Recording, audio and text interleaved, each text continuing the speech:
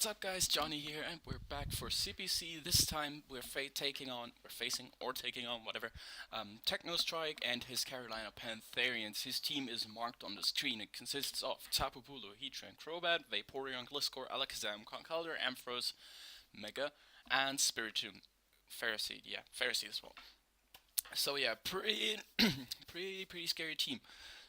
Let's go through the mons one by one. Tapu Bulu is an amazing offensive threat to my team. I have some switch-ins, most of all Metagross, but he's like running a speedy variant with SD Night Slash. That beats my Metagross. However, this SD variant is not that fast, so I can check it offensively. On the other hand, the Scarf variant could come, but that wouldn't make that much sense versus my team because Grass, despite being boosted as fuck with this, isn't that spammable versus me. And because I have like a lot of ways to capitalize on him being locked into a grass move. So Albulu is a threat. If it comes, it's going to be a wall breaker. So I have to build a more offensively based team to be able to deal with this effectively. Now, moving on, Heatran is a bitch to my team. Usually the best switch-ins to Heatrans are like Bulky Waters, which I don't have. Heatran takes on my P2 and my Clefable pretty well, which is like my main defensive backbone. And so I'm pretty sure that Heatran is coming. It also takes on Latios quite well. Can take one hit from Thundurus if it's not like Z all-out pummeling. So yeah, Heatran pretty big bitch to take on, honestly. I have to prep pretty hard for that, but I think I've I've did it well. Obviously he has the huge ground weakness I can exploit there, which is something I noticed with his entire team. He loses to coverage, which is pretty interesting to say the least. But yeah, I'll get into that when I get to the team I built. Crobat faster than my entire team. Can take on my defensive core as well because of its stall breaking capabilities. Apart from a great momentum gainer with U-turn and all that, need to find a way to chip that down for my faster stuff to beat it. Vaporeon annoying as fuck. Not really an offensive threat versus my team. I can deal with it rather well. Doesn't have setup like a Suicune or whatever. But it's going to be hard to take down. I usually have to rely on Thundurus. A Roserade to do that, maybe Latios, depending on the situation. Gliscor has an interesting and good speed tier versus my team. I do have a lot of ice coverage on my team though, but again, stall breaking capabilities for my defensive core, but also beaten by most of my offense. However, I do think Gliscor is 100% common because it's one of the only counters to Mega Heracross. It's his only counter to Mega Heracross, which otherwise destroys his team like absolutely because it doesn't have another switch in at all. Alakazam, again, outspeeding my entire team, really solid. Can check Latios, can check Thundurus. However, I have two good answers to it in Metagross and Sneasel, so I can pursue trap it if needed. Like Scarf Sneasel can deal with it. Not Scarf Sneasel is an all pretty solid bring versus him because it checks like his entire team by up Vaporeon decently well, and Conkeldurr. So yeah. Alakazam's still a good Pokemon, can always come in late game if you don't like have the checks you need left. It's going to be tough to beat it. Conkeldurr probably coming as an Assault Vest variant. I can see that taking on Thundurus, delivering a hit, killing it back, doing massive work to my core with Poison Jab, Drain Punch, Knockoff. Can really stress out my team. Fortunately, I have Latios and Metagross, which can deal with it quite well. Ampharos as well. Unless I let it. I mean, Ampharos is weird versus my team. I don't think it's coming personally. Don't think it has a very good matchup. If it comes, it's mainly there as a defensive pivot to gain momentum into like his more offensive threats. But then again, his strongest offensive Pokemon are rather slow, so I'm not sure how that'll work out for him because he doesn't have like Trick Room support or whatever. Spiritomb, I have a Clefable, not coming. Clefable, Mega Heracross, Latios, all like the things it usually checks are beaten down by it. So no, I don't see Spiritomb coming. And Ferroseed, yes, could come.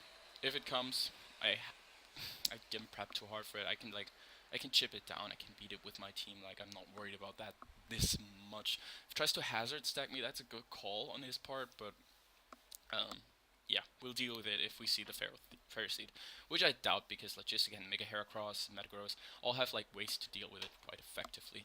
Alright, so let's hop over to the match. Alright, as you can see, I brought Latios, Thundurus, Sneasel, Roserade, Metagross, and Clefable. Starting from the left, Latios is an Assault Vest variant with enough speed to speed creep Gliscor, Adamant Gliscor. So modest, a lot of HP, some speed, bit of and special attack investment with coverage, because as looking at his team, he loses to coverage. Earthquake for Heatran, Ice Beam for Gliscor, Psyshock for Conkeldurr and Crobat, and Draco Meteor or Psyshock, whatever, for Vaporeon and Ampharos. The only Pokemon can safely take 2 attacks from this Latios, because Draco Meteor drops from special attack, is the Vaporeon, which can stall me out with Wish Protect. Everything else on his team just dies to this Latios, plus only Crobat outspeeds. So Latios is looking like a gigantic threat to his team. Don't know, I'm really curious to see how he wants to deal with that. Thundurus is also carrying... Oh, shoot, what? I know it's an agility Thundurus with T-Bolt, with HP Ice, and I think I ran All Out Pummeling. I might have run Gigavolt Havoc, not sure, just to be able to do more damage to the Mega Ampharos. Don't quote me on that, I'm not 100% certain. And he ran like both of those. Probably ran all up Pummeling and Agility. Sneasel is Scarfed, as I said, to trap the Alakazam, and it's just a solid win con in general. Once I get rid of Conkeldurr and Heatran, I can spam ice moves really freely versus his team. Otherwise, knockoff is always nice. Knocking off the Vaporeon, which seems like his best and only switch in. Roserade, interesting set. It's like bulky, offensive-ish. Some speed though to creep like a bit invested Gliscor. With the extra sensory, the HP ground, the... Did I have the HP ground? I think I had the HP ground. Extra sensory, HP ground, Leech Seed, and Sludge Bomb. Sludge Bomb just to check the Tapu Bulu, obviously. Extrasensory hits Conkeldurr and Crobat really hard. And then it was between HP Ice and I wanted the Leech Seed just for passive recovery for my team, because I didn't have a lot of recovery on this team. And I didn't want like Vaporeon being able to stall my team out because of that. But I have it was between HP Ice and HP Ground on this, just because Heatran or Gliscor, and then I decided, because Latios guaranteed outspeeds Gliscor, and Heatran is like more of a threat for me to switch into, that I will just run HP Ground for the Heatran, which may or might not have worked out later on. You'll see about that. Metagross, physically defensive, bit of speed, meant to deal with the Tapu Bulu, with Earthquake, Meteor Mash, then Headbutt, and Bullet Punch? I think so, yeah. Zen Headbutt was my best way to hit the Vaporeon, so yeah. And with leftovers, yeah, so that. And Clefable was the last one I threw on, because I figured I was still a bit weak to... I needed an initial switch into like Alakazam, so I made it like a bit Spadef, bit Fizdef. I feel pretty good. Let's say to anything, into Alakazam for anything that isn't Psychic, because if he goes hard for Shadow Ball or Psychic, Sneasel just traps it. If he goes for Shadow, which is like, Alakazam has a tough time. It can clean the game, but not more than that. So, but I wanted an initial switch in. I wanted something that can take 1 or 2 hits from the Mega Ampharos still. That's not Roserade, because I wanted to preserve Roserade to annoy his team as a whole. Plus, I have a Rocky Helmet on this Clefable, just because I hate Crobat freely U-turning on my team all the time. So I didn't want to do that, so I threw on the Rocky Helmet just to get some chip on it, put it in range of my Sneasel and everything else on my team, realistically. Alright, so let's start the match. As I said, Latios is the biggest threat to his team. I lead off with it, right here. I have, since I'm modest, I have a really solid chance to knock out this Conkeldurr with Psyshock. Going for it, turn 1. He switches into Vaporeon and I get an unfortunate crit. But as I mentioned before, with protecting and whatever, he's going to be able to stall me to basically nullify this crit right here. Goes into his Gliscor. Unfortunately, I missed the Draco Meteor, which is... It didn't really matter. It probably helped me a bit more than it hurt me, just because now I can kill him straight with an Ice Beam, and don't have to play the mind games of him doubling back into Vaporeon on the Ice Beam, which is a play I still expected him to make right here, because if Vaporeon takes Ice Beam damage with leftovers and the next round of Protect, he could have survived the Draco Meteor and wished up and basically come back to full health here. But he didn't know my set that well yet, so I definitely get him staying in, but I'll just click Ice Beam here and take out this Gliscor, turn 2. But it's like, Gliscor wasn't that important for him just because of the fact, that I didn't bring Mega Heracross, so Gliscor didn't have that much of a purpose. Now he's in with Crobat, and as I said, I have this Clefable with the Rocky Helmet and just predict a U-turn because it outspeeds my Latios, can get some juicy damage off, and Latios is a bigger threat. Obviously, I don't want Latios to take any damage because I haven't figured out his potential Scarf Chan or whatever. So I just send in my Rocky Helmet Clefable. This also prevents the Conkeldurr from coming in for free. As you can see, it takes some nice chip damage, and he goes into Tran. And I make the play out into Metagross, predicting the Flash Cannon. Similarly to him having Gliscor, to his Gliscor being expendable because I didn't bring Mega Heracross. My Metagross is relatively expendable just because he didn't bring Tapu Bulu.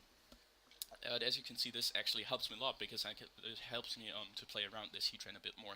Because Heatran is forced to, it can't spam a stab move versus my team freely.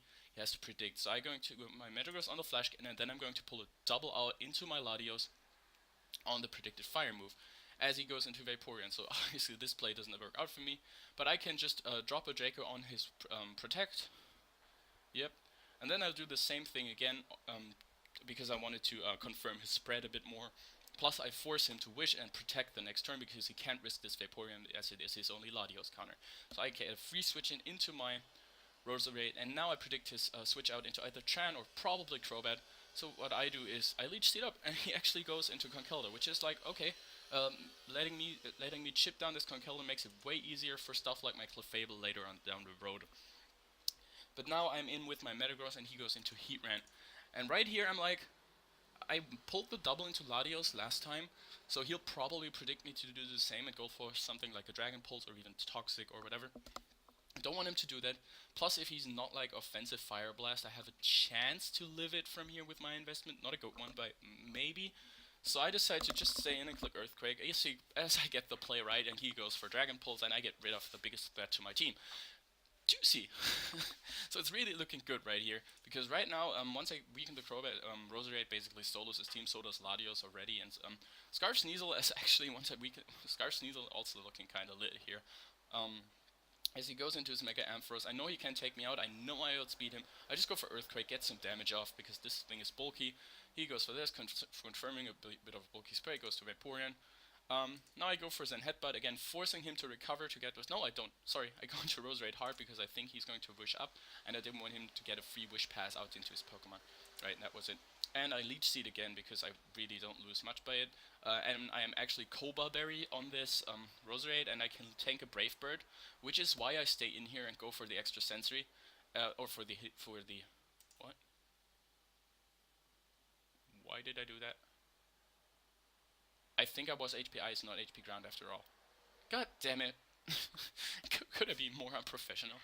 Whatever, I make the HP Ice play. Because I thought maybe the Mega Ampharos came out. Didn't want to give that a switch in, but he goes into Conk. Goes for Poison Jab, hard predicting my Clefable. As I said, I have a Fizz Dive Metagross, and he's not going for a fighting move versus my team. I have Clefable, I have Latios, he's not going for a fighting move. So I can get this in easily. I'm out of range of Mach Punch. If he's Scarf, he's locked into Poison Jab, whatever, I can just click Zen Headbutt really freely here as he goes into Vaporeon. And I go for another Zen Headbutt just because if I get like one flinch or whatever, I'm in a good position, but he gets the Wish off, so there's that. I switch out into my Roserade again, relatively free on his skull, as you can see that is next to nothing, and I can just throw out a Leech Seed again, because I want to keep this Roserade healthy, because it checks his entire team. And here again, he makes the he makes the U-turn play, which is like, he could have killed me with Brave Bird, but if he did that, I get a free switch into Thunderous and basically GG. It's basically GG at that point. So I get his play, and here I go for the extra sensory because I knew I was out of range of Mach Punch from Conkeldurr, and I could have knocked out an AV Conkeldurr from this range easily with my investment. And so extra sensory was a really, really free play. I could have two-shotted the Mega Ampharos, or I can do a hefty chunk through the Crobat. And right here, as I said, Crobat is like the biggest annoyance to my team as of now. No, don't really want to switch into that and switch out on that and giving it a chance to roost. Roserade has done its job by now. His team is weakened enough, so I don't really need this Roserade anymore. So what I do is just click extra sensory again, predicting him to roost. As he does that, and I knock out the Crobat, so that's great.